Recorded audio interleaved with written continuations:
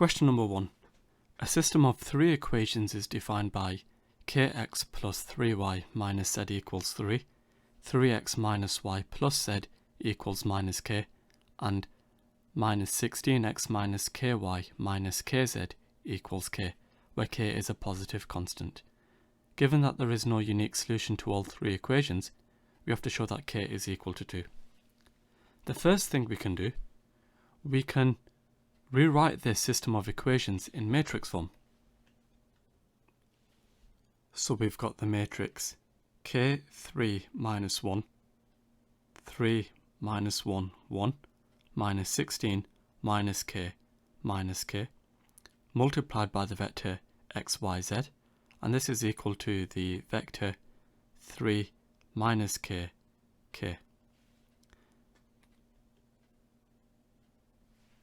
Now, if there is no unique solution to the system of equations shown here, then the determinant of this matrix is equal to 0. So, finding out the determinant of this matrix, we have the determinant of k3 minus 1, 3 minus 1, 1, minus 16 minus k, and this is equal to 0. Now, do bear in mind the sign convention over here. When we come to expand this, we have to bear in mind these sign conventions. So let's expand out. If we consider this first row, if we expand out, so we cover up the first row, first column, we have k, which corresponds to the positive sign, and then we multiply this by the determinant of what's left over. So we multiply this by minus 1, 1, minus k,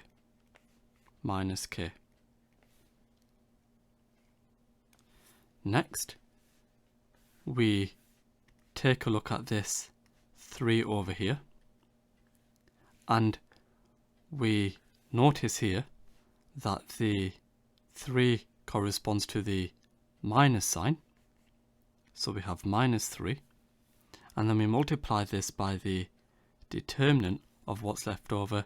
That would be 3, 1, minus 16 minus k.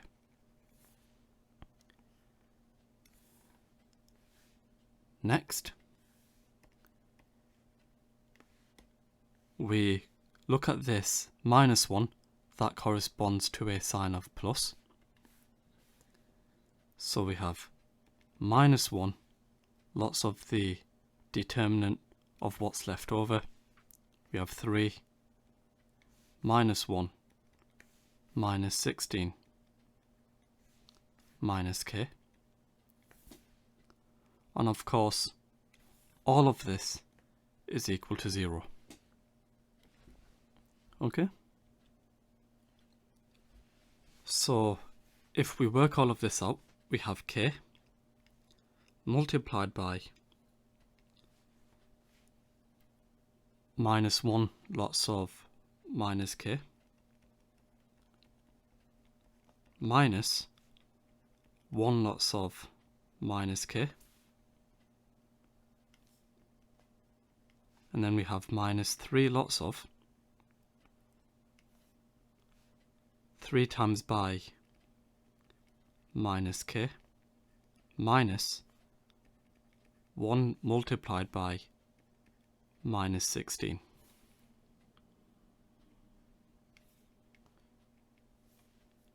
And then we have minus 1 lots of 3 times by minus k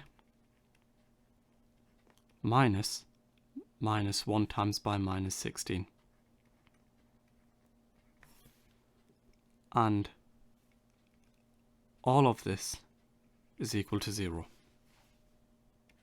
So we have k lots of k plus k. Notice the minus and the minus give a plus. And then we have minus 3 lots of minus 3k plus 16. Notice the minus and the minus give a plus. Minus 1 lots of minus 3k. Well, here we've got minus 1 times by minus 16, which is positive 16, and then multiplying that by the minus, that will get us minus 16. And all this is equal to 0. So if we tidy all of this up, we've got k lots of 2k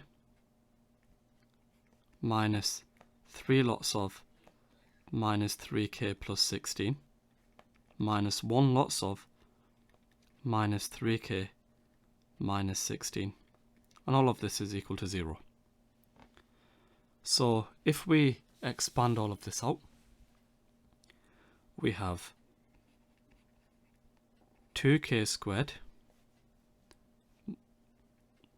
plus 9k minus 48 plus 3k plus 16, and all of this is equal to 0. So collecting like terms, we have 2k squared plus 12k minus 32 equals 0, and if I divide through by 2, we have k squared plus 6k minus 16 equals 0, and if I factorise, we have k minus 2 lots of k plus 8 equals 0, and therefore you can see k equals 2 is our only solution.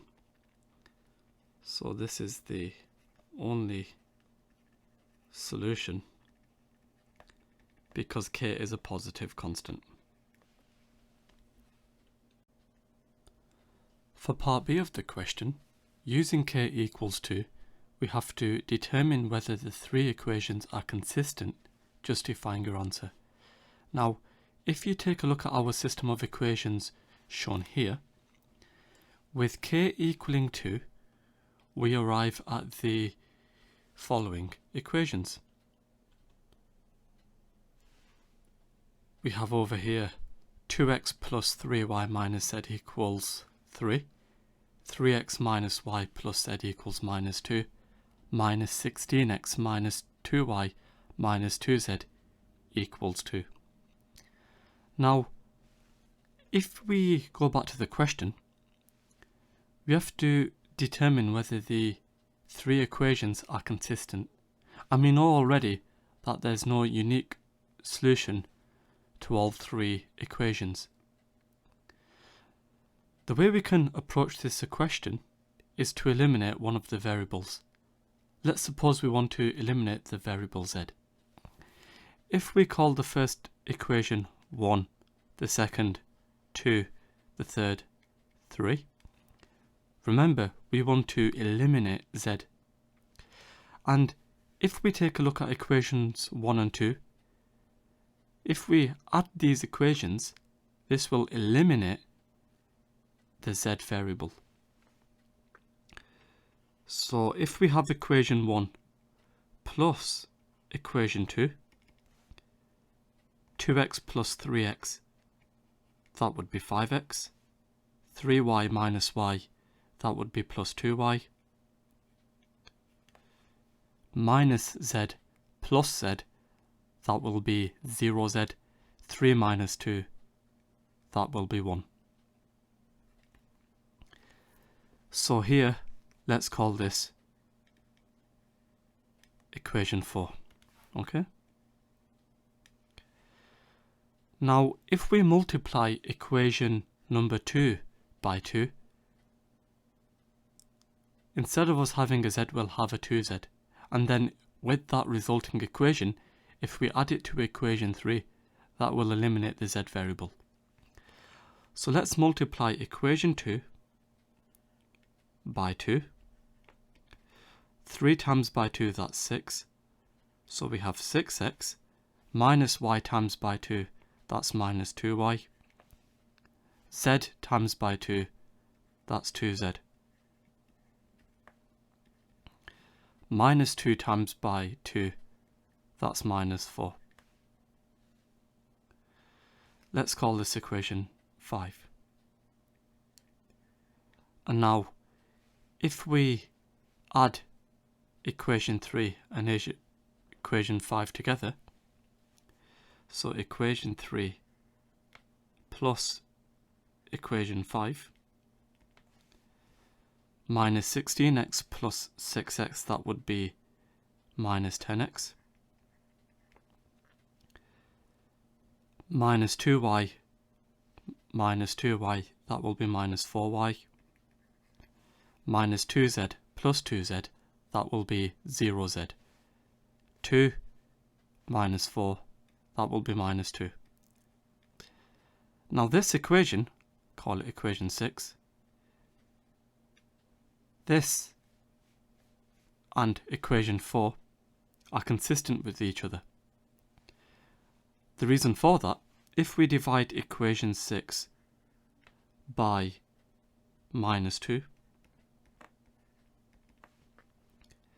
minus 10x divided by minus 2, that's 5x, minus 4y divided by minus 2, that will be 2y, minus 2 divided by minus 2, that will be 1. You'll notice we have consistency. Let's call this equation 7. We can do a similar thing with equation 1 by multiplying that by 2. If we multiply equation 1 by 2, 2x times by 2, that will be 4x, 3y times by 2, that will be 6y, minus z times by 2, that will be minus 2z, 3 times by 2, that will be 6. Let's call this equation number 8. Now, if we subtract equation 3 from equation 8, so here we have 8 take away 3,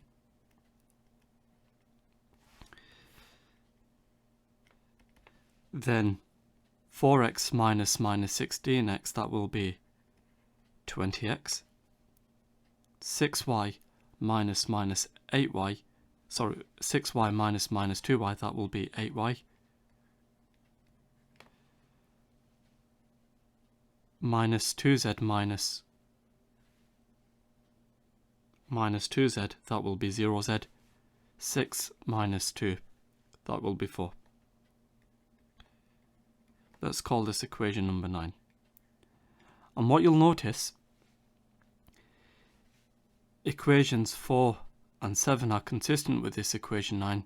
The reason for that, if we divide equation 9 by 4, 20x divided by 4, that will be 5x, 8y divided by 4, that will be 2y, 4 divided by 4, that will be 1. Let's call this equation 10. And therefore what you can see, we have consistency with equation 4, equation 7 and equation 10. So therefore, in conclusion, the system of equations are consistent. For part C of the question, we have to interpret the answer to part B geometrically. Well, we know already that there's no unique solution to all three equations.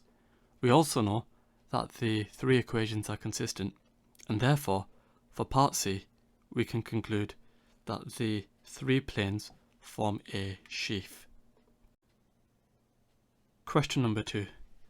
Given that z1 is equal to 2 plus 3i, and the modulus of z1 multiplied by z2 is equal to 39 root 2, and the argument of z1 times z2 is equal to pi over 4, where z1 and z2 are complex numbers, we have to write z1 in the form r multiplied by cos theta plus I sin theta, and we have to give the exact value of r and give the value of theta in radians to 4 significant figures.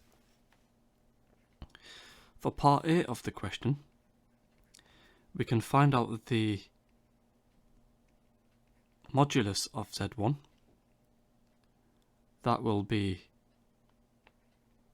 2 squared plus 3 squared square rooted. And if we work this out, we get root 13. Okay? And the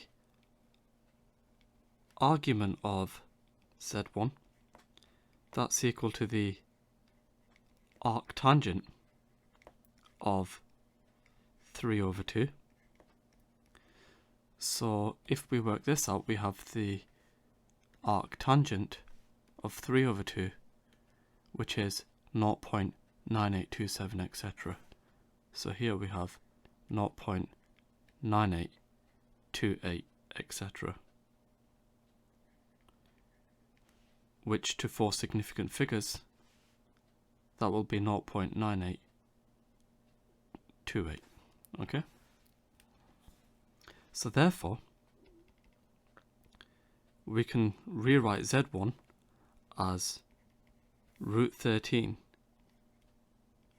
multiplied by the cosine of 0.9828 plus I times by the sine of 0.9828. Okay? And now for part B, we have to find z2, giving our answer in the form a plus ib, where a and b are integers. So for part B, we already know that the modulus of z1 times z2, that's equal to 39 root 2. And we can rewrite this result as z1 multiplied by z2. So this is equal to root 39 over 2. And we already know what the modulus of z1 is. That's root 13. So therefore, the modulus of z2, that's equal to 39 root 2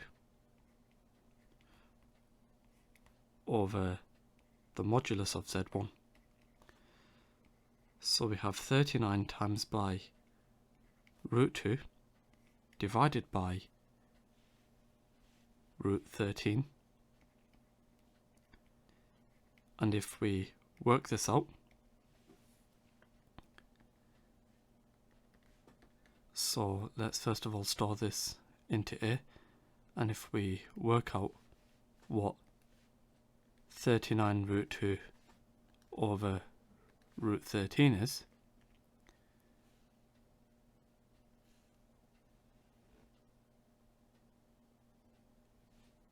sorry, here we have 39, you'd find we get 3 root 26.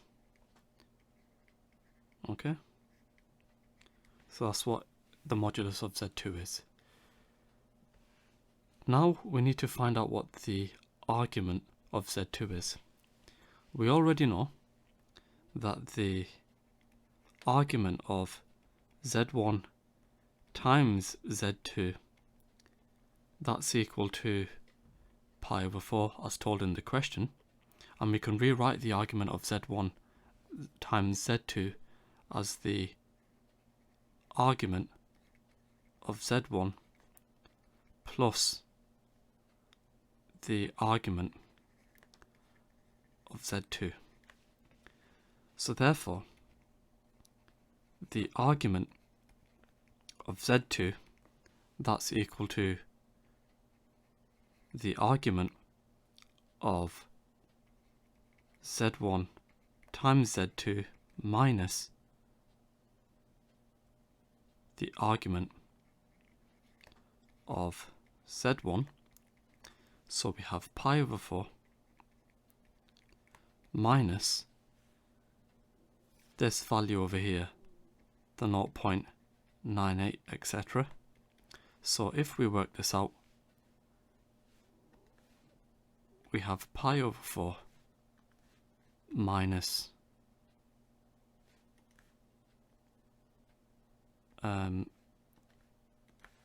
minus this value, which is minus 0.197, etc. Okay, so we have minus 0.197, etc. So therefore, if we express z2 in this form, r multiplied by cos theta plus I sin theta, that will allow us to find out what the value of z2 is in the form a plus ib. So z2, that's equal to r, which in this case is 3 times by root 26 square rooted, multiplied by the cosine of minus 0.197, etc., plus I times by the sine of minus 0.197, etc. So what we have over here, if we store this into say b, we have 3 root 26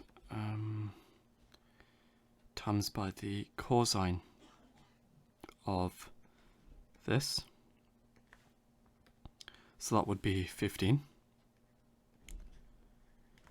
and then if I change this to a sine, we get minus 3, so we get minus 3i. Question number 3. We've got figure 1 over here, which shows a circle with radius r and centre at the origin.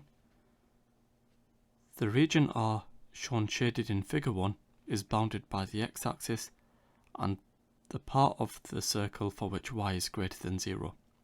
The region R is rotated through 360 degrees about the x-axis to create a sphere with volume v.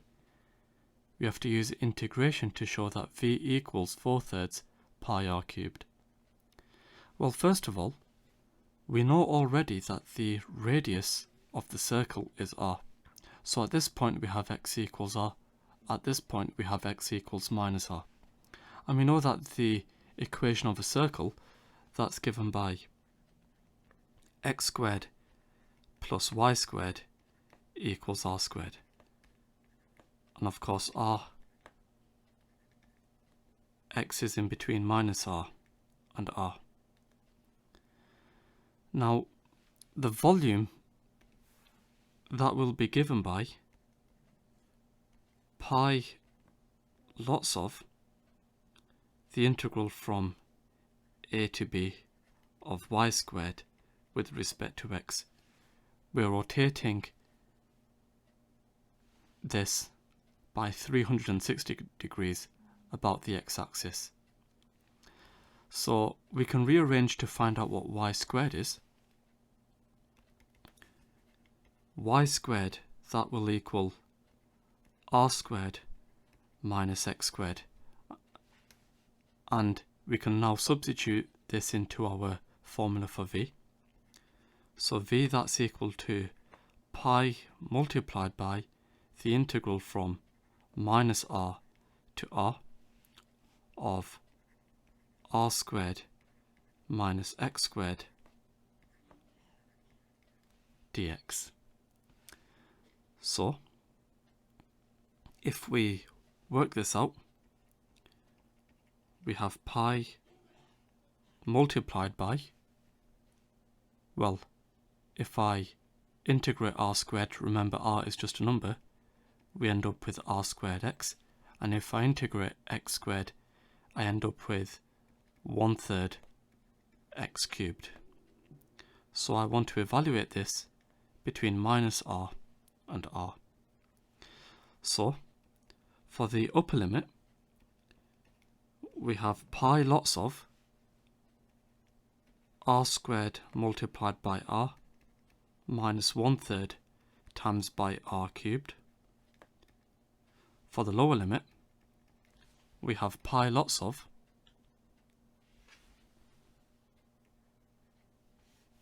r squared lots of minus r minus 1/3 lots of minus r cubed.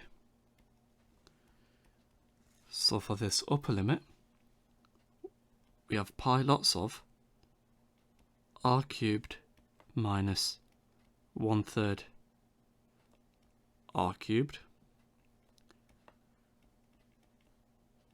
For this lower limit, r squared times by minus r, that will be minus r cubed.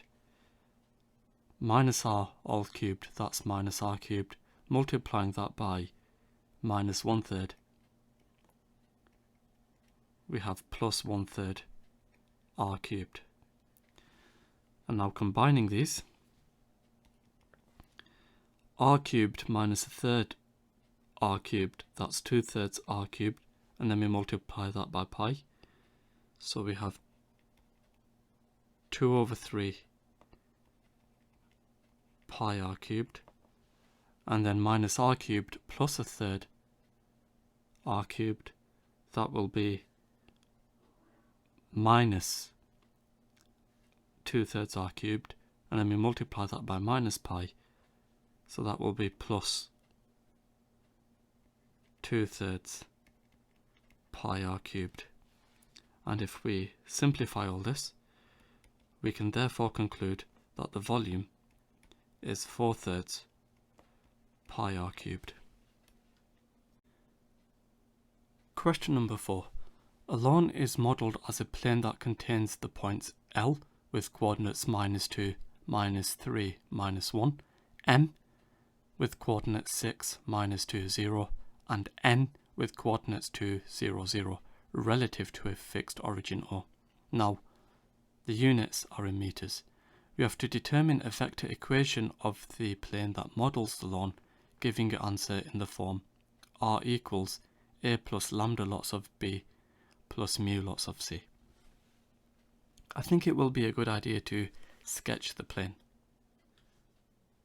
So what we see over here, we've got the points M, L and N which lie on the plane, and for a general point A,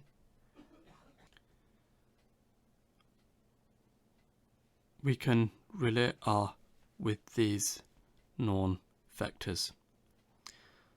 Okay? Now, of course, over here, for us to determine the vector equation of the plane, we first of all need to find out what Lm is and what Ln is. So,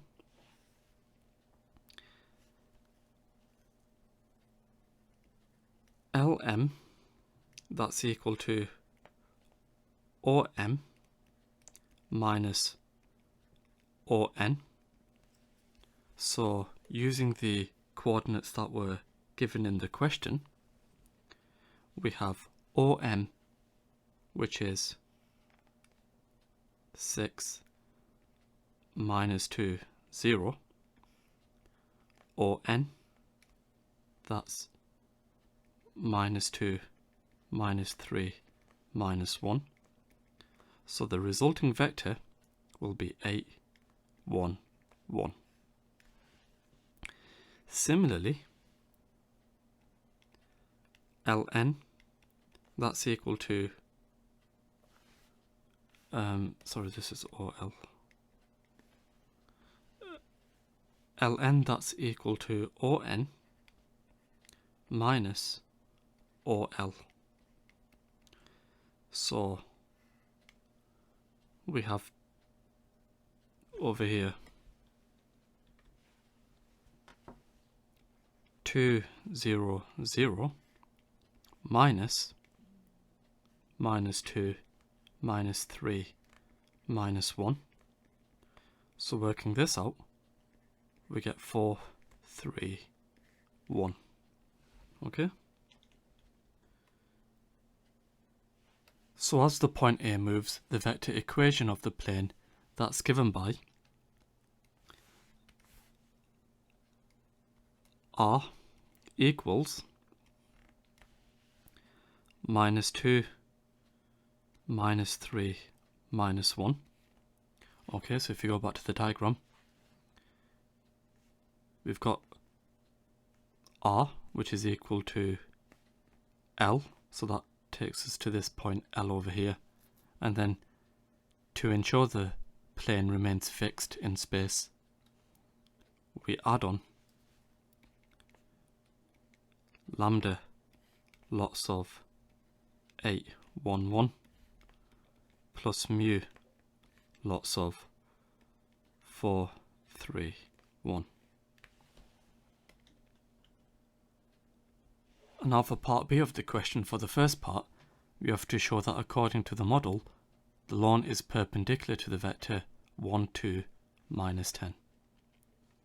So, for us to do that, if this vector and this vector is perpendicular to 1, 2, -10, then the dot product of those vectors must equal 0.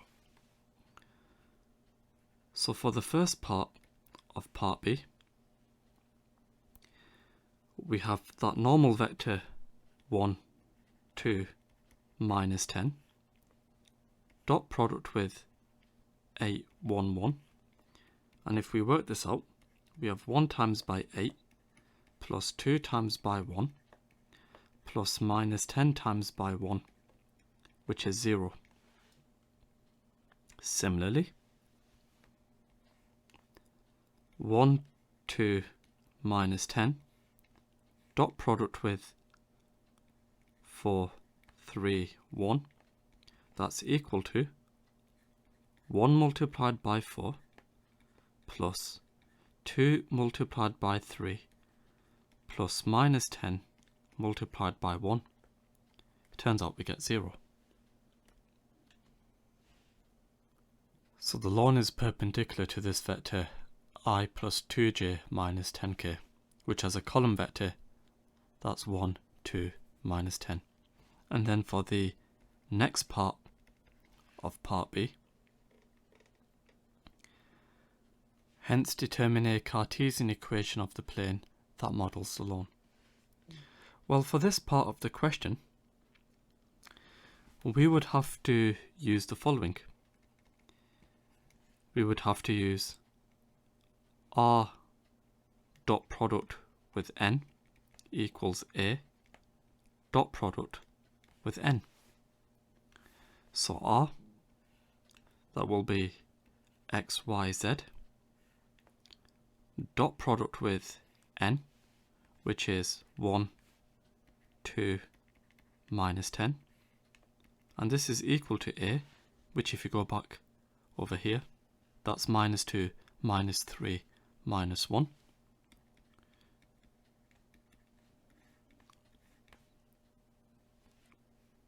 Dot product with 1, 2, -10.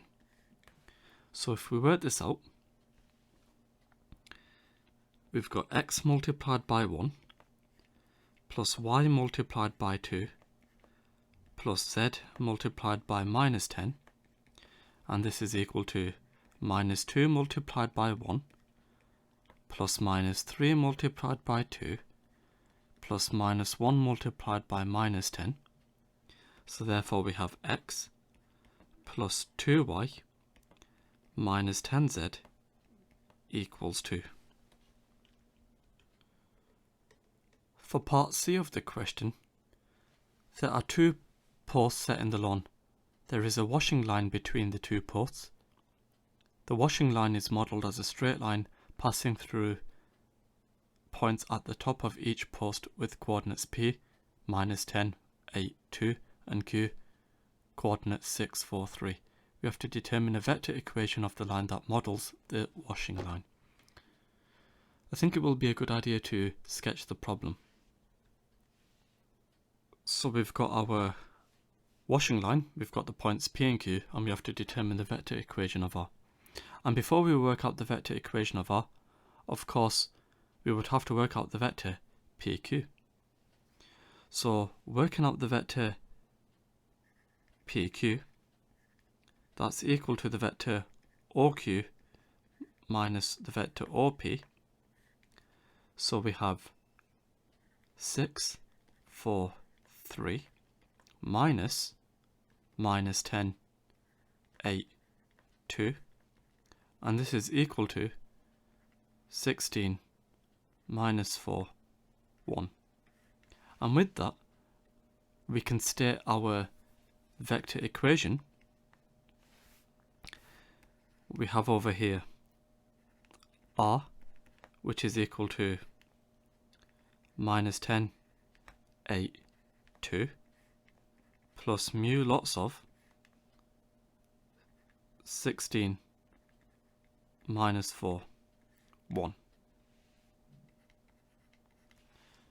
And now for part D of the question, we have to state a limitation of one of the models.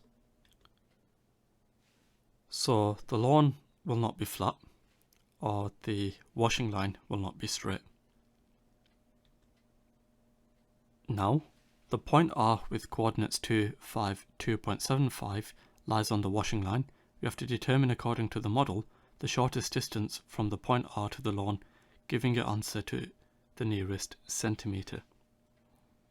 So, for this question,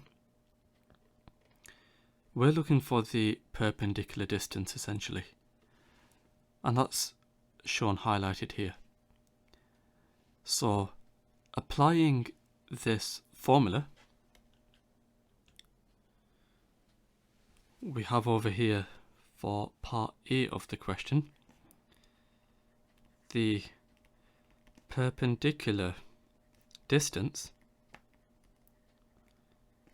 that's equal to the modulus of, well, we have 1 multiplied by 2, so what we have to do over here is look at our point R over here, and then also use our equation here.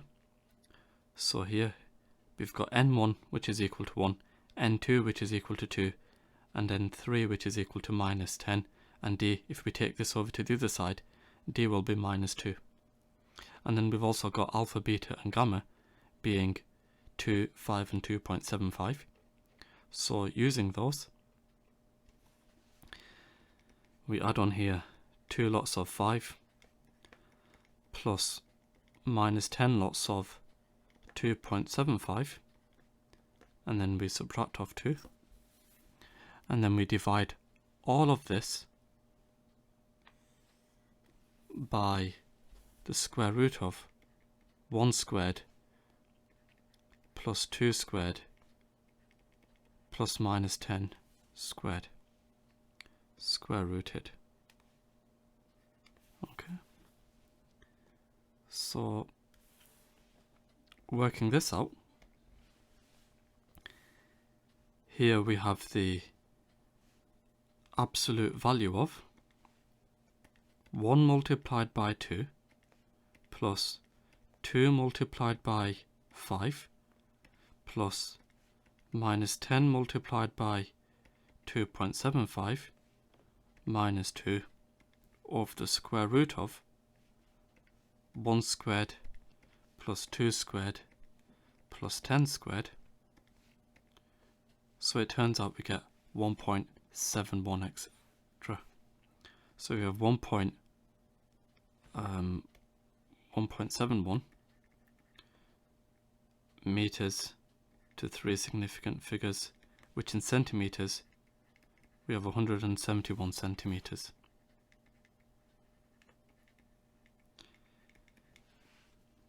And now for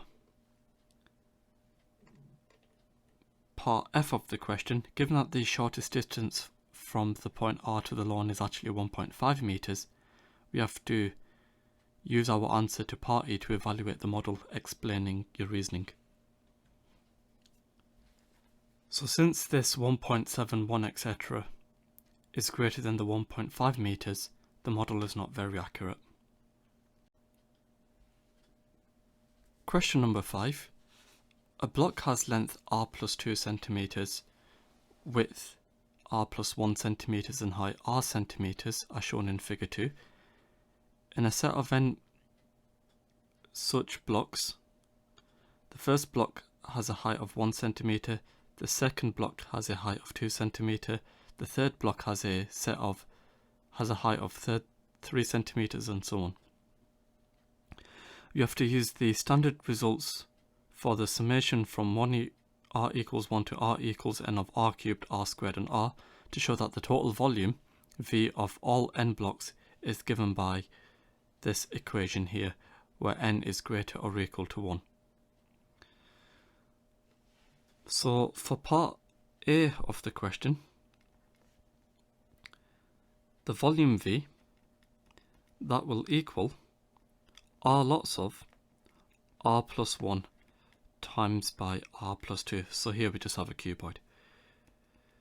So we have r lots of r squared plus 3r plus 2. So we have r cubed plus 3r squared plus 2r. Now we can use standard results. If you go to the formula book, the sum from r equals 1 to r equals n of r squared and r cubed, that's shown highlighted here. So what we have over here then, if we're finding out the sum from r equals 1 to r equals n,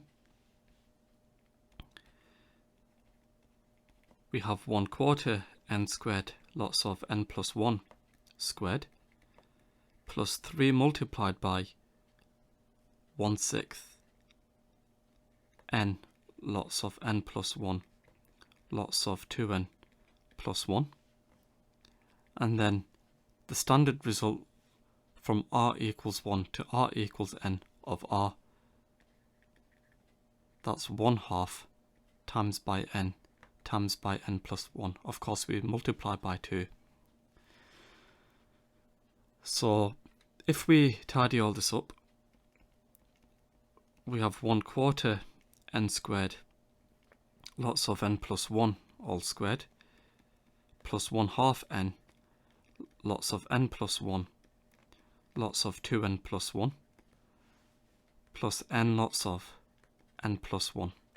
And if I pay attention to what I want to show in the question, hopefully you can see that we've got an n over 4 lots of an n plus 1 as a common factor. So let's factorize that out. And also actually we can factorize out a common n from every term. So we've got 1/4 n lots of n plus 1 all squared, sorry, just n plus 1, and we will multiply this by n lots of n plus 1. Now over here, for us to get this 1/2, a quarter multiplied by 2 gives the 1/2. So here we have 2 lots of 2n plus 1, and then for us to get a 1 over here, a quarter times by 4 gives 1. So we now need to tidy up this big bracket. So we have 1/4 n lots of n plus 1 multiplied by n squared plus n plus 4n plus 2 plus 4. So we have 1/4 n lots of n plus 1, and inside this big bracket we have n squared plus 5n plus 6. So if we pay attention to what we have over here, of course n plus 2 lots of n plus 3, that's n squared plus 5n plus 6. So in conclusion, the volume that's given by 1/4 n lots of n plus 1, lots of n plus 2, lots of n plus 3. And now for part B of the question. Given that the total volume of all n blocks is n to the 4 plus 6n squared plus 6n cubed minus 11710 centimeters cubed, we have to determine how many blocks make up the set. So all we have to do is equate this with this over here. So we have 1/4 lots of n plus 1, lots of n plus 2, lots of n plus 3, equaling n to the 4 plus 6n cubed minus 11710. And now we have to solve for n. So if we expand this bracket, we have 1/4 n lots of n plus 1, lots of n squared plus 5n plus 6. And this is equal to n to the 4 plus 6n cubed minus 11710. Okay?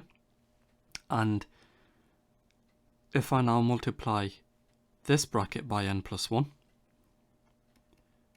we have 1/4 n lots of, well, n times by n squared, that's n cubed, n times by 5n, that's 5n squared, n times by 6, that's 6n, 1 times by n squared, that's n squared, 1 times by 5n, that's 5n, 1 times by 6, that's 6, and this is equal to n to the 4 plus 6n cubed minus 11710.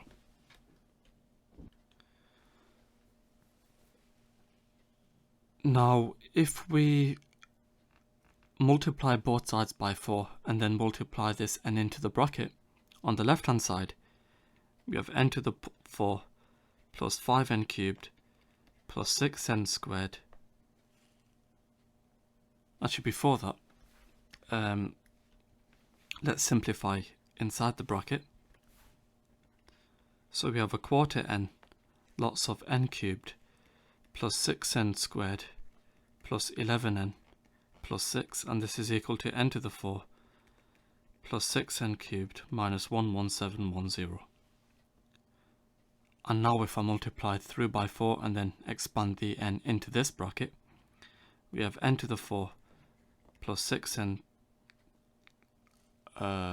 cubed plus 11n squared plus 6n, and this is equal to 4n to the 4 plus 24n cubed minus 46840.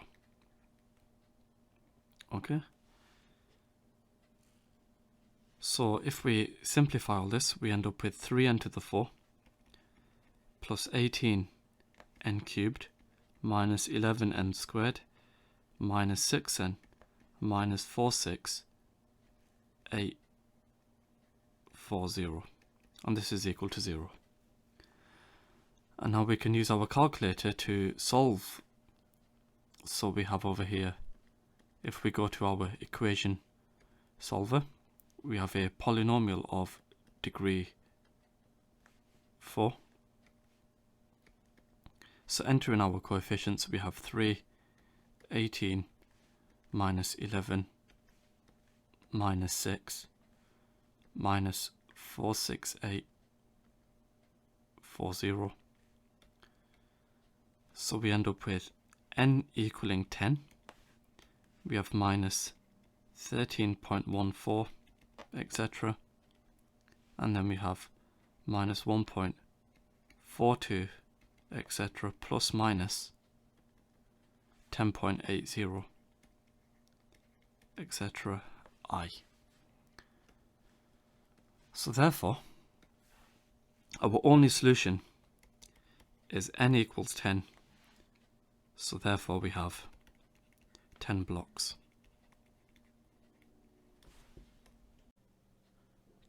Question number 6. For the first part, we've got this matrix A that has elements 2A, A minus 4 and B, and A and B are non-zero constants given that the matrix A is self-inverse, we have to determine the value of B and determine the possible values for A. So if A is self-inverse, then the inverse of A is equal to A. In other words, the inverse of A multiplied by A is equal to the identity matrix I. We already know that the inverse of A, that's given by A.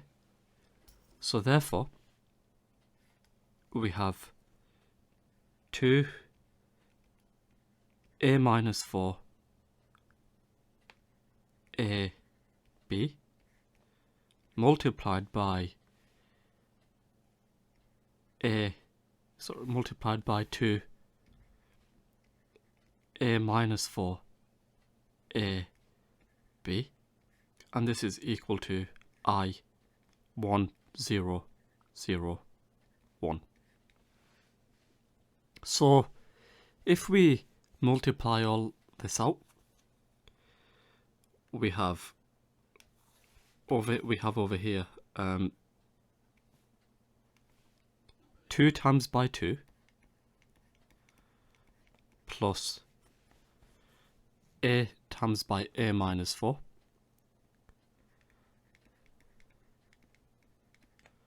okay. Next, we have 2 times by A plus A times by B. Next, we have A minus 4 lots of 2. Okay. Plus B lots of A minus 4. Then we have A minus 4 lots of A plus B lots of B. And all of this is equal to the identity matrix 1 0 0 1. Okay, let's tidy all this up.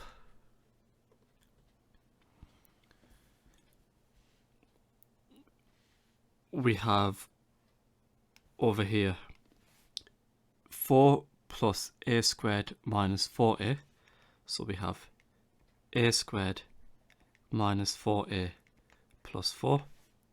Here we have, if I factorize out an A, we have A lots of B plus 2. If I factorize out an A minus 4 here, we have A minus 4 lots of B plus 2. And here we have, if we expand and simplify, A squared minus 4A plus B squared. And all of this, again, is equal to the identity matrix as shown here. And if we compare the elements, what we see over here, if we compare this element with this element here, we have A squared minus 4A plus 4 equals 1. If we simplify this, we have A squared minus 4A plus 3 equals 0. So we have A minus 3 lots of A minus 1 equals 0, from which we can see A is either equal to 1 or 3. And if we now compare, say, this element with this element here, what we see is A minus 4 lots of B plus 2 is equal to 0. So therefore, we can see from here A is equal to 4 or B is equal to minus 2.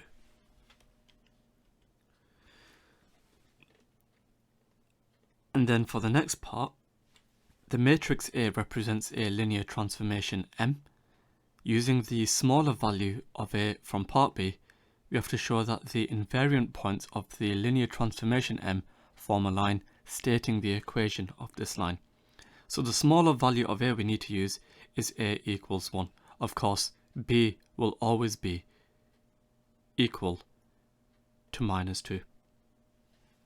So with that, when A is equal to 1 and B equals -2, substituting these into here, you'd find the matrix A is equal to 2, 1, -3, and -2. Okay? So with this, what we can now do, we know that when we transform a certain point with matrix A, we get those points again, because here, noticeably in the question, we have invariant points. So what we have then is 2, 1, -3, -2, lots of xy. This will equal xy. And for us to find the equation of the invariant line set, we need to see some sort of consistency in both the equations. So if we multiply this out, we have 2 times by x. Okay, so here we have 2 times by x plus 1 times by y. This is equal to x, from which we can see y is equal to -x, and we have -3 times by x plus -2 times by y. This is equal to y. So therefore y, that's equal to -x. And what we see over here is we have some sort of consistency between the invariant lines. So here what we can say is that we have consistency, and therefore the equation of the line is y equals -x. Okay, so for the next part of the question, we've got the matrix P, which is given by P, 2P, -1 and 3P, where P is a positive constant, and the matrix P represents a linear transformation U. The triangle T has vertices at the points with coordinates 1, 2, 3, 2 and 2, 5. The area of the image of T under the linear transformation U is 15. We have to determine the value of P. The first thing I recommend you all doing is, first of all, working out the area of the triangle. The reason that's important is because we should know that the determinant of a 2 by 2 matrix represents the area scale factor. So for the next part,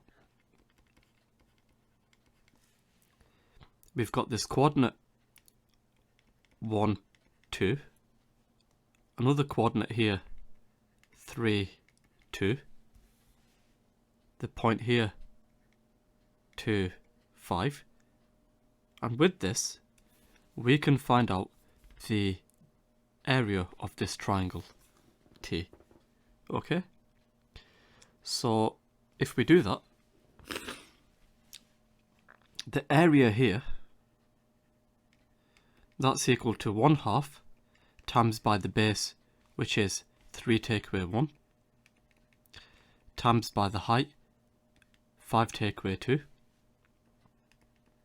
Turns out we get 3. units squared. Okay, and if we go back to the question, the area of the image T under the linear transformation U is 15. So this tells us that once we apply this transformation to the triangle, we get 15. In other words, the scale factor that's equal to U over T, so we have 15 over 3, which is 5. And recognizing that the determinant of P is equal to the scale factor,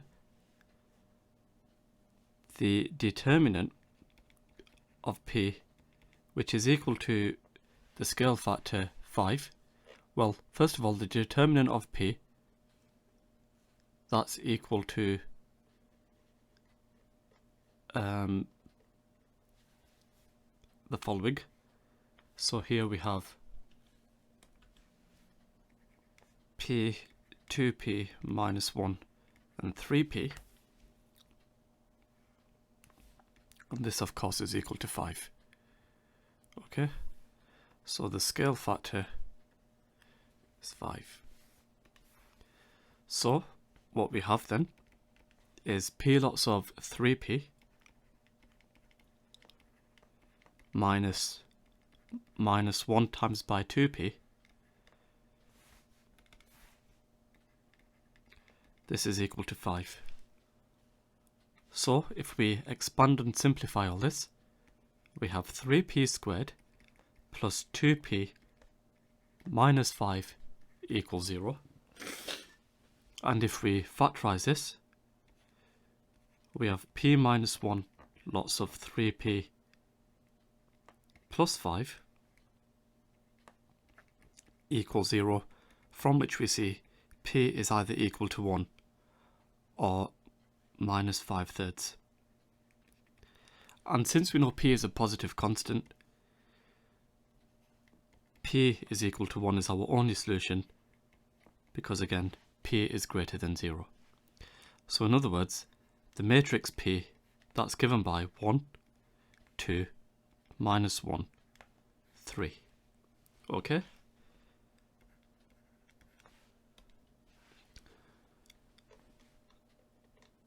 Now for the next part of the question, the transformation V consists of a stretch scale factor 3 parallel to the x-axis with the y-axis invariant, followed by a stretch scale factor minus 2 parallel to the y-axis with the x-axis invariant. The transformation V is represented by the matrix Q. We have to write down the matrix Q. Well, if we deal with the x's only, if you have a stretch scale factor 3 parallel to the x with y being invariant, we have 3, 0. And then if we deal with the stretch scale factor minus 2 parallel to the y-axis with the x-axis being invariant this time, here we have 0, minus 2. So here is our matrix Q. And now for part C of the question.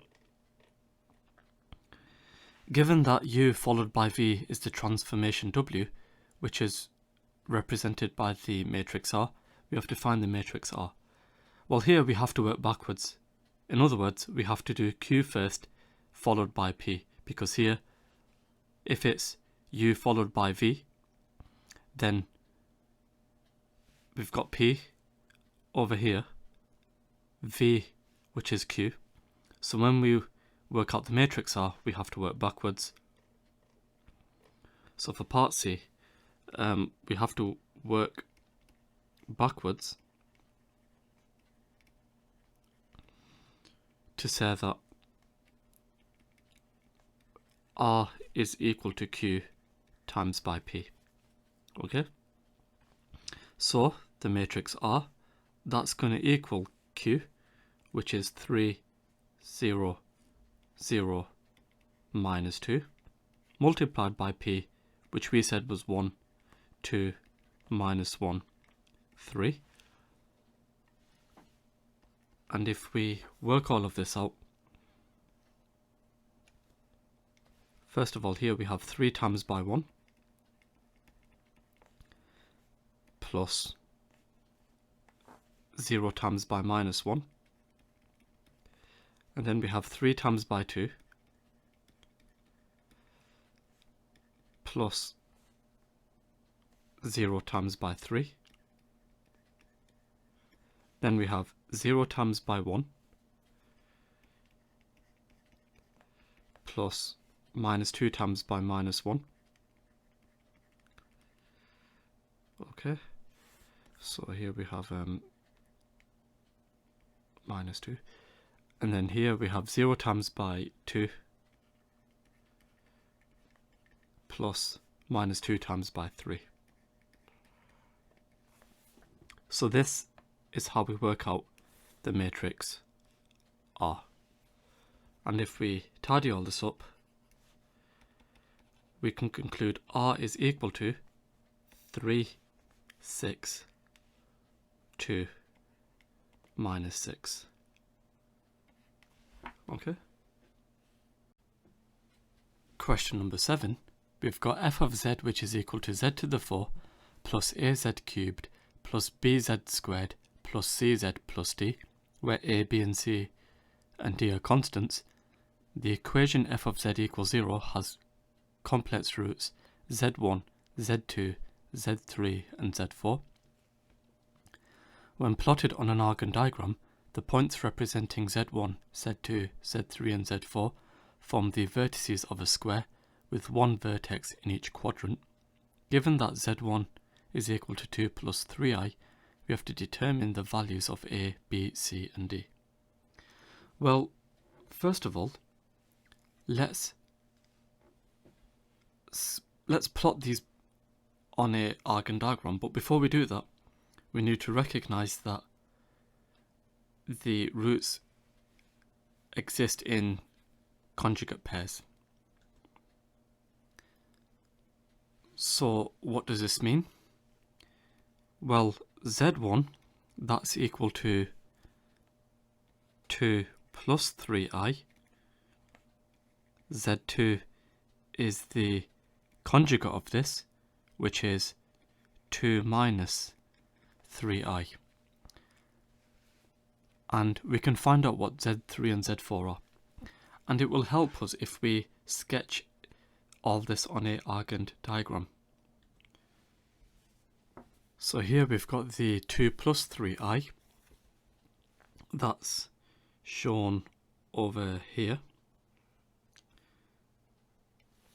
So if we add that coordinate in, we've got 2, 3, and then here we've got 2 minus 3. That is over here. Okay, so let's connect these up. Here we've got 2 minus 3. And you'll notice over here, the height of one of the sides of the square, that will be a total of 6. 3 take away minus 3, that indeed is 6. So we have over here a height of 6. Okay, so it follows from that we must also have a base of 6, because we have a square. So 2 take away 6, that's minus 4. So this point over here will be minus 4, minus 3, and here we have minus 4, 3. Okay, so let's just add these to our diagram. Here we've got Z3 and Z4 shown on our Argand diagram. Okay? So therefore, Z3, that's equal to minus 4 plus 3i, and Z4, that's equal to minus 4 minus 3i. Okay? So with that, what we can say then is the following. The roots of the equation f of z equals z to the 4 plus az cubed plus c plus bz squared plus cz plus d equals 0. These are alpha, which is equal to 2 plus 3i, beta, which is equal to 2 minus 3i, gamma, which is equal to minus 4 plus 3i, and delta, which is equal to minus 4 minus 3i. Now, with this, we can form an equation. Okay?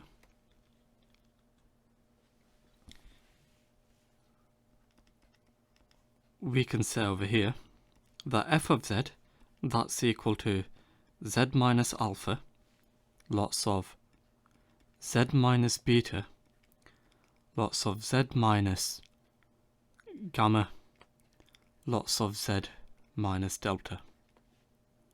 Okay? So all I've done over here is I've factorized this quartic as a product of 4 linear brackets. So we have over here, perhaps if I actually use square brackets. So what we have over here then is f of z, which is equal to z minus 2 plus 3i, lots of z minus 2 minus 3i, okay, lots of z minus minus 4 plus 3i, okay, multiplied by z minus minus 4 minus 3i. Okay. So our next job will be to expand and simplify all this. Let's deal with these two brackets and these two brackets separately. Okay. What we have over here is z times by z, which is z squared. And in terms of the z's, we have, if we grab our calculator and go to complex mode, what we have over here is minus 2 plus 3i,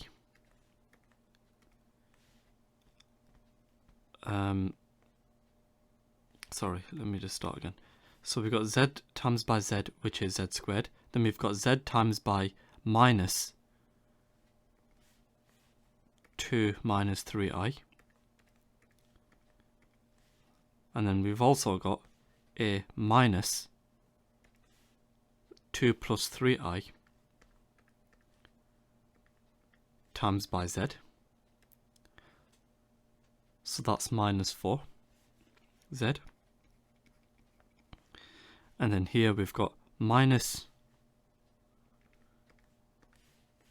lots of 2 plus 3i, lots of minus 2 minus 3i, and that turns out to be 13. So all I've done over here is I've expanded these two brackets out by collecting like terms. And now, for the next set, we've got z times by z, which is z squared, And then here we've got z times by minus 4 minus 3i. And then we've also got another minus, lots of minus 4 plus 3i. Turns out we get 8. And then here we've got minus and a minus, that gives a plus. And then we've got the minus 4 plus 3i, lots of minus 4 minus 3i. So we get here 25. And of course, if this bracket is equal to 0 and this bracket is equal to 0, solving these two separately, we get our complex roots shown here. Our next step will be to multiply all of this out. So we've got z squared times by z squared, that's z to the 4. Z squared times by 8z squared, sorry, times by 8z, that will be 8z cubed. Z squared times by 25, that will be 25z squared. Next we've got the minus 4 times by, sorry, the minus 4z times by z squared. So here we've got minus z cubed. Minus 4 times by 8z, that will be minus 32z squared. Minus 4z times by 25, that will be minus 100z. Next we've got 13 times by z squared, that's 13z squared. 13 times by 8, that's 104. So we get 104z. And then 13 times by 25, that's 325. And if we collect like terms, we can conclude f of z, that's equal to z to the 4 plus 4z cubed plus 6z squared plus 4z plus 325. In other words, a is equal to 4, b that's equal to 6, c that's equal to 4, and d that's equal to 325. Question number 8. We have to prove by induction that for all positive integers, n, f of n equals 2 to the power of n plus 2 plus 3 to the power of 2n plus 1 is divisible by 7. Our first step in these sorts of proof by induction questions is to first of all see what happens when n is equal to 1. In other words, we want to work out what f of 1 is. So we have 2 to the power of 1 plus 2 plus 3 to the power of 2 lots of 1 plus 1. So here we have 2 to the power of 2 plus 3 to the power of 3. We have 8 plus 27, which is 35. 35 is indeed divisible by 7, because 35 is the same as 7 times by 5. And therefore, we see that the statement is true for n equaling 1. Our next step is to assume that the result is true for n equals k. So we assume that the result is true for n equals k. So in other words, f of k equals 2 to the power of k plus 2 plus 3 to the power of 2k plus 1 is divisible by 7. And our next step would be the induction step. And for the inductive step, we have to see what happens for f of k plus 1. So we replace the n over here with k plus 1. So we have 2 to the power of k plus 1 plus 2 plus 3 to the power of 2 lots of k plus 1 plus 1. So here we've got 2 to the power of k plus 1 plus 2 plus 3 to the power of 2k plus 2 plus 1. The reason I don't simplify straight away is because I want to make this similar to what I have over here. ideally I want 2 to the power of k plus 2, and I also want a 3 to the power of 2k plus 1. Of course there will be extra terms involved.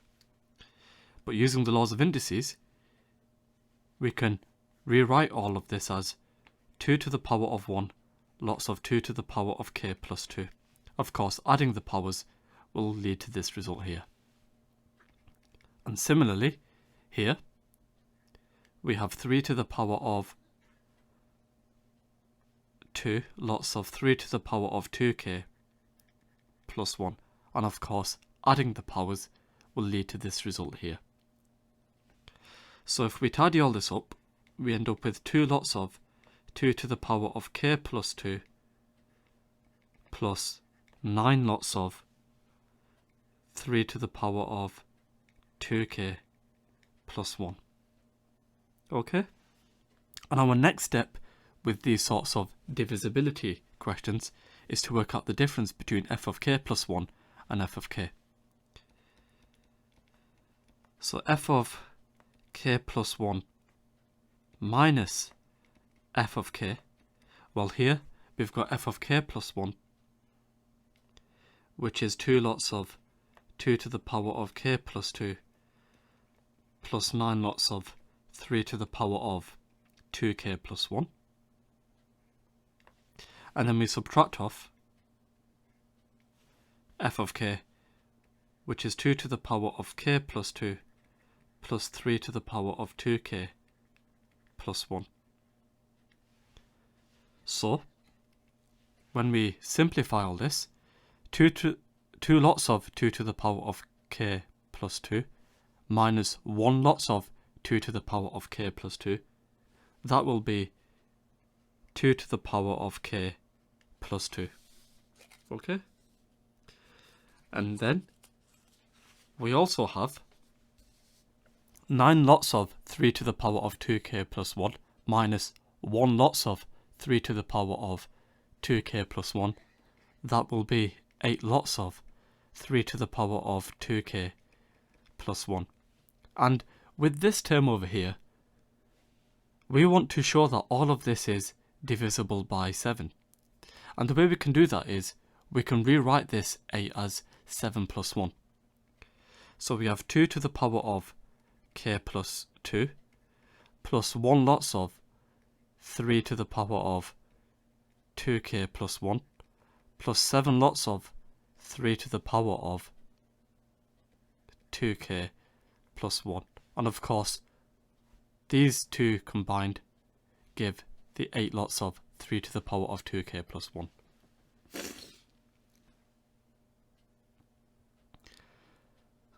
So,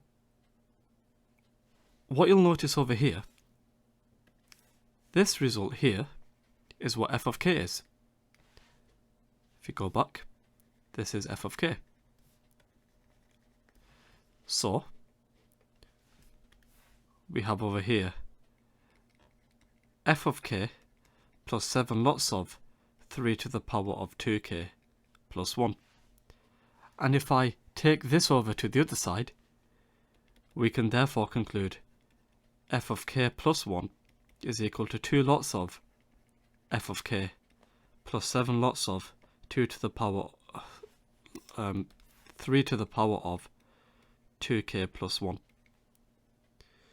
And we know that f of k is divisible by 7, so 2 lots of something divisible by 7 is also divisible by 7, and then 7 lots of 3 to the power of 2k plus 1, all of this is divisible by 7, so therefore f of k plus 1 is divisible by 7. And now for our conclusion step, if true for n equals k, then it's true for n equals k plus 1, and as it's true for n equals 1, the statement is true for all positive integers n. Question number 9. The cubic equation 3x cubed plus x squared minus 4x plus 1 equals 0 has roots alpha, beta and gamma. Without solving the cubic equation, we have to determine the value of 1 over alpha plus 1 over beta plus 1 over gamma. Well, we begin with our cubic equation 3x cubed plus x squared minus 4x plus 1 equals 0, and we state the values of a, b, c and d. A is equal to 3, b is equal to 1, d that's equal to minus 4, c is equal to minus 4, d that's equal to 1. So with this we can find the sum of the roots, alpha plus beta plus gamma, that's equal to minus b over a. So we have minus 1/3. The pair sum, alpha beta plus beta gamma plus gamma alpha, that's equal to c over a. So we have minus 4 over 3. And alpha beta times by gamma, that's equal to minus d over a. So we have minus 1/3. So for part A, when we come to find out 1 over alpha plus 1 over beta plus 1 over gamma, this is equivalent to, if we write these over a common denominator, alpha beta gamma,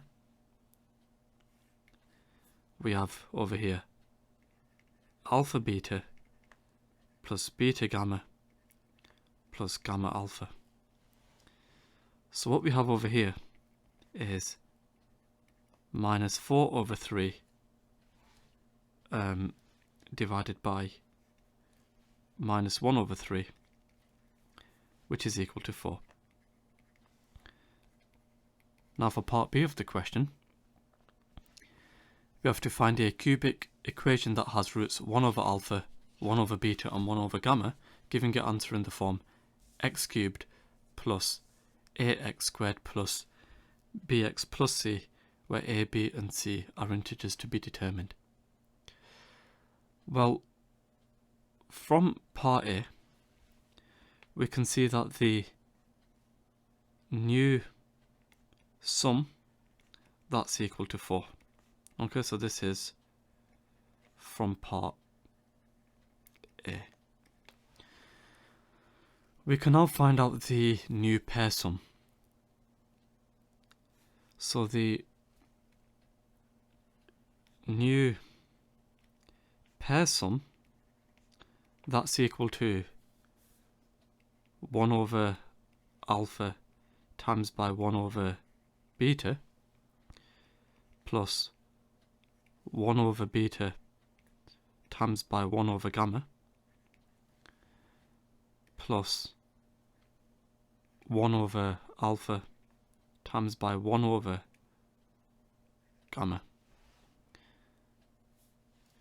So what we have over here is 1 over alpha beta plus 1 over beta gamma plus 1 over alpha gamma. So if we put all these over a common denominator, alpha beta gamma, we see over here we have alpha plus beta plus gamma. Okay, so here alpha plus beta plus gamma, we work that out to be minus 1/3, and alpha beta gamma, we also work that out to be minus 1/3. So therefore the new pair sum is equal to 1. And now the new product, that's equal to 1 over alpha times by 1 over beta times by 1 over gamma. So we have 1 over alpha beta gamma. So here we have 1 over minus 1/3, which turns out to be minus 3. So the new product is equal to minus 3. And knowing the new sum, knowing the new pair sum, and knowing the product, we can therefore conclude our cubic, that's equal to x cubed minus 4x squared plus x plus 3.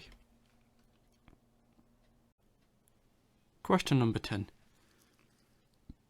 Given that there are two distinct complex numbers z that satisfy the mod of z minus 3 minus 5i equaling 2r and the argument of z minus 2 equaling 3 pi over 4, we have to determine the exact range of values for the real constant r. So for this question, let's suppose that the complex number is given by z equals x plus iy. Okay, let's just write this down. Let z equal x plus iy. So, replacing the z with the x plus iy, we'll do them separately in different colours. We have over here, if we deal with the circle here, we have the mod of x plus iy minus 3 minus 5i modded equals 2r. Okay? And if we gather all the like terms together, we have x minus 3 plus I lots of y minus 5 modded equals 2r. So we have x minus 3 all squared plus y minus 5 all squared equals 2r all squared. We'll call this equation 1. And if we deal with this half line, we've got the argument of x plus iy minus 2, and this is equal to 3 pi over 4.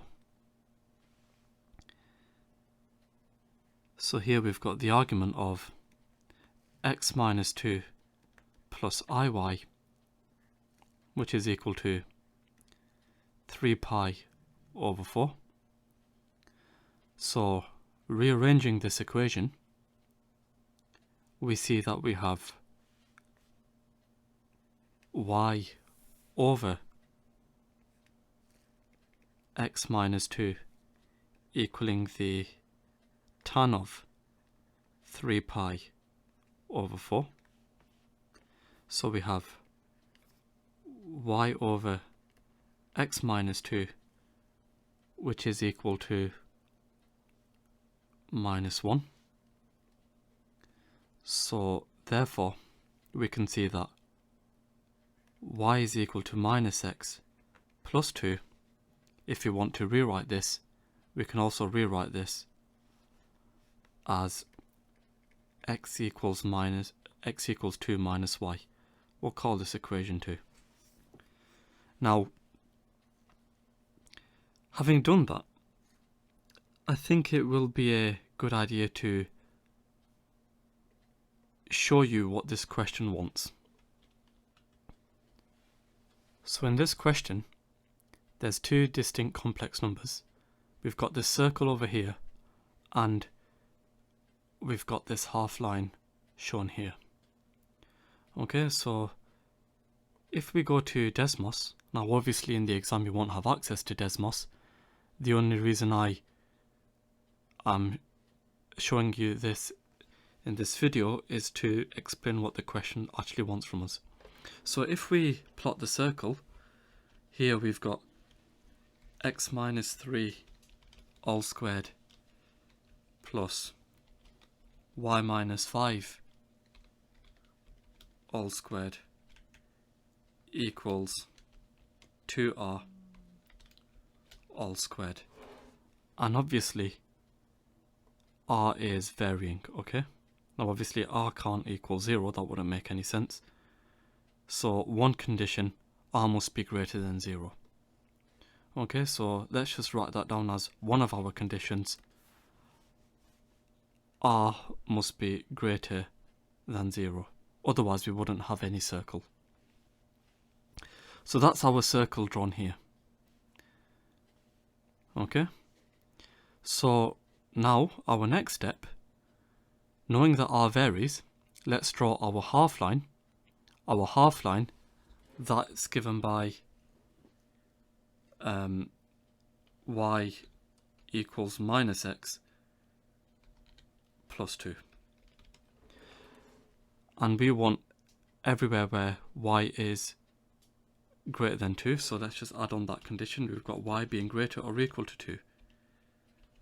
Okay, so in this question, what we're essentially saying, if we specify our limit for r must be obviously greater than 0. We want to find a range of values for r. Now, if r is equal to a particular value, we might have over here a tangent to the circle, and in that case we would only have one point.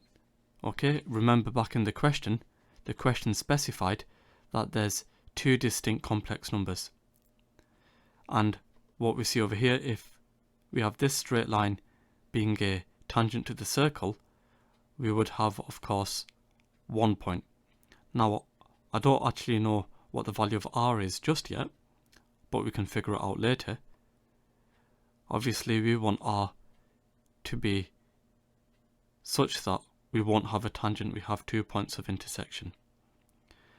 And one other condition we have, if there's 2 points of intersection, rather if there's two complex numbers which satisfies both these equations, in theory r can go on for infinity, but because there's, so what I'm saying over here, r can go on forever. So one condition is, if we zoom back in over here, one condition is we can find r using the discriminant. That tells you what r must be greater than. But at some point we need to stop. The reason for that is we've got a second condition, that is there's two distinct complex numbers. Okay? So essentially we need to find out the range of values for r. So r can be somewhere in between these, okay? So in between, somewhere around this value and somewhere a bit above that value of r, that gives a tangent, okay? So with that, what we need to do is, first of all, solve simultaneously the equation of the half line with the equation of the circle, and use the discriminant to find out one range of values of r. And we can do that by substituting equation 2 into equation 1. So we have x minus 3 all squared, so here we've got 2 minus y minus 3 all squared, plus y minus 5 all squared, and this is equal to 2r all squared. 2r all squared, well, let's just leave it as it is for now. So here we've got minus y minus 1 all squared plus y minus 5 all squared equaling 2r all squared. And if I expand this out, we have y squared plus 2y plus 1 plus y squared minus 10y plus 25 equals 4r squared. And if we tidy all this up by collecting like terms, we have 2y squared minus 8y plus 26 minus 4r squared equaling 0. Now, one condition is that b squared minus 4ac must be greater than 0. If it equals 0, we would have a tangent, and we don't want a tangent, as I've explained. So before that, let's state the values of a, b and c. A, that's equal to 2. B, that's equal to minus 8. C, that's equal to 26 minus 4r squared. So using the discriminant, we've got b squared, so we've got minus 8 all squared, minus 4ac, so we've got 4 lots of 2 lots of 26 minus 4r squared being greater than 0. So we've got here 64 minus, well here, we've got minus 8 lots of 26 minus 4r squared being greater than 0. So we've got 64 being greater than 8 lots of 26 minus 4r squared.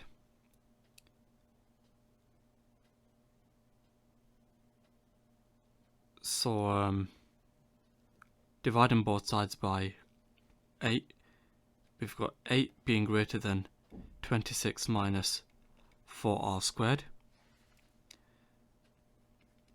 4r squared, that's greater than 26 minus 8, which is 18. R squared, that's greater than 9 over 2, and therefore one condition is that R must be greater than 3 root 2 divided by 2. Okay, so that's one condition. So let's just add this to our diagram. We've got one condition where R is greater than 3 times by the square root of 2 over 2.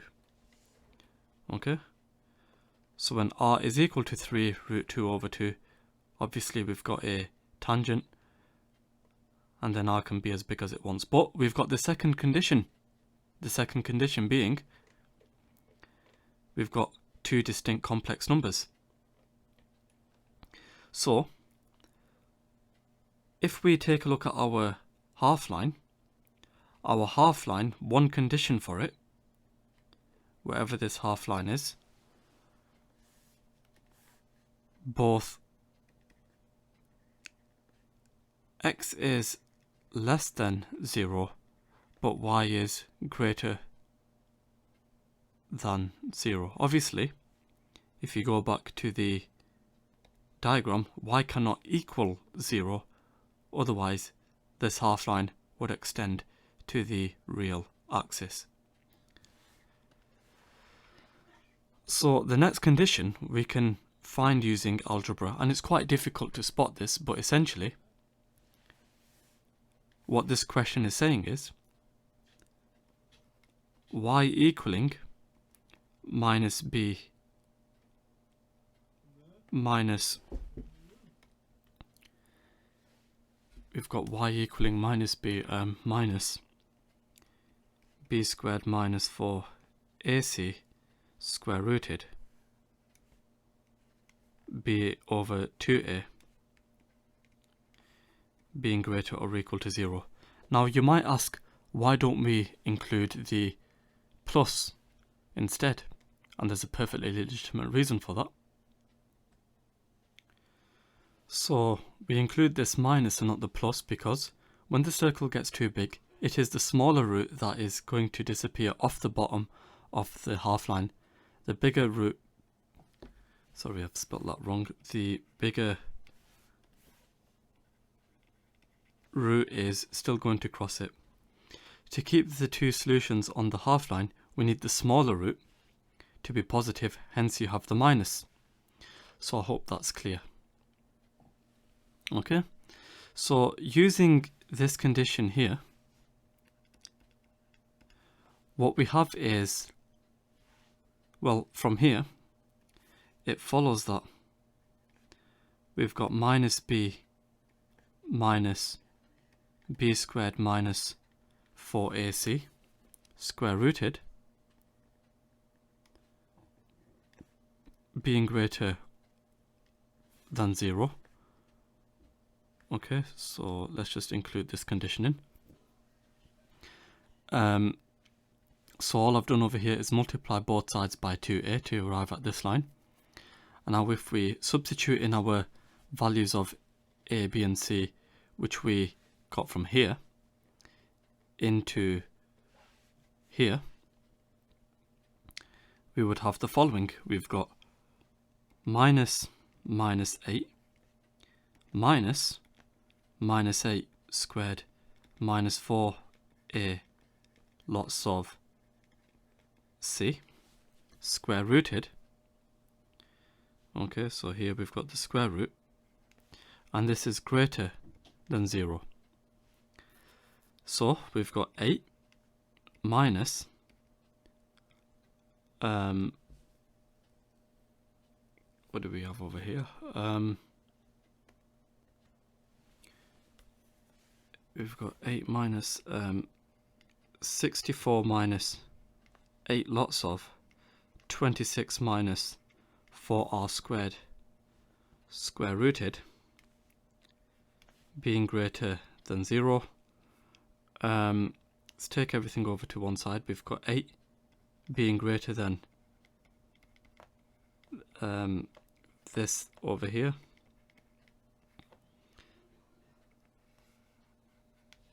So squaring both sides, we get 64 being greater than 64 minus 8 lots of 26 minus 4r squared. You can hopefully notice the 64's cancel on both sides. So we have 0 being greater than minus 8 lots of 26 minus 4r squared.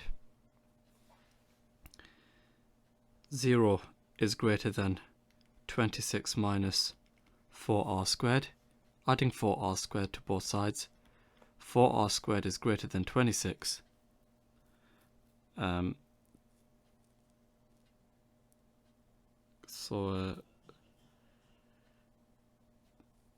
What I need to now do is, sorry, here the signs are the other way. So if I divide both sides by 4 and then square root, we can see that r squared is less than 26 over 4 square rooted. So therefore, one condition, sorry, this is r. So therefore, the condition, one of the other conditions is r is less than 26 over 2 square rooted, like so, and therefore the full restriction, we have 3 root 2 over 2, which is less than r, which is less than root 26 over 2. So let's add this to the diagram. Our upper limit is the square root of 26 over 2. So r can be anywhere in between these values essentially, okay? For us to have, so the complex numbers will basically be somewhere on this line over here. So I hope that makes sense. And if you notice, we could have got that through geometry, as we can see over here. So from this point to this point, we go back to and then up to. So from this point to this point, we go back to and up to, and then we can find out the radius. Well, we know what the radius is, so we know the center, that's 3, 5.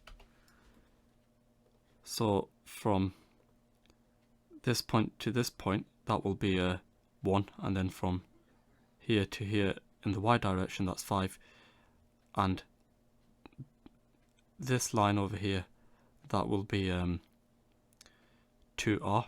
So from that you can use Pythagoras as well, and obviously this point would correspond with this point because the angles in there here, this portion is the same as this portion because we've got a perpendicular bisector essentially. Okay.